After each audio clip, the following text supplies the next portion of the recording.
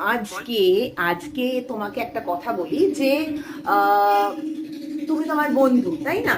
এবার সেই ক্ষেত্রে ধরো আমার মনের কথাটা তুমি একটু বলো যে আমি কি ভাবছি, বলো তো। দূর, তুমি তো ভাবছো আজকে দুপুরে মালাইকারি রান্না করবে, কিন্তু নারকেল তো নেই। তার বদলে বরং কলা আর আলু একসঙ্গে মেখে খেয়ে দেখো, আবার একদম হাসির মূল্য মালাইকারি হয়ে যাবে। কোথা থেকে আসলো? মানে অদ্ভুত! তুমি কি করে জানলে আমি মালাইকারির কথা চিন্তা করছি? জাদু মন্ত্র। আসলে তোমার বন্ধু তো আমি, তাই একটু একটু মন পড়তে তো পারি। ও, তাছাড়াও চিংড়ি মাছের মালাইকারি তো সবারই প্রিয়, তাই ভাবলাম হয়তো ওটাই রাঁধবে বলে ভাবছো। কিন্তু আচ্ছা, তাহলে আমাকে একটু বলো তো কি করে প্রিপারেশন করতে হয়। প্রিপারেশন হুম। খুব সহজ।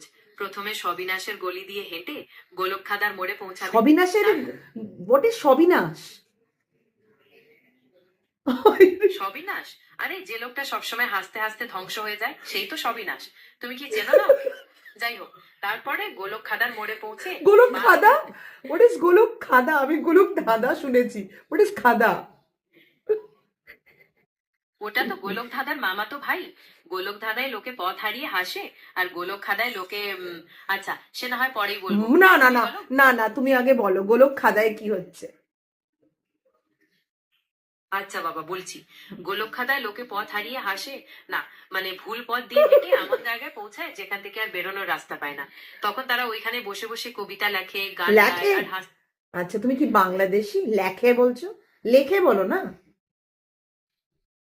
বলো রে বাবা, আমি তো আবার গোলক খাদার ভাষায় কথা বলছি, তাই একটু একটু ভুলভাল হয়ে যাচ্ছে। ও, তো আমার তো পুরো মাথাই ঘুরছে, তুমি কি বলছো? নর্মাল কথা বলো না, তোমাকে তো জাস্ট বলেছি আমি যে কি করে চিংড়ি মাছের মালাইকারিটা তৈরি করো।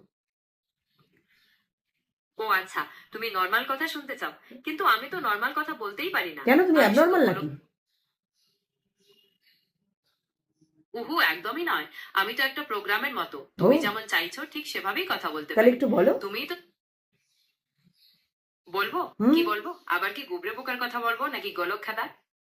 গুবরে পোকা, গোলক খেদা, আমি এই দুটোই শুনতে চাইনি। আমি চেয়েছি তুমি কিভাবে চিংড়ি মাছের মালাইকারিটা তৈরি করবে।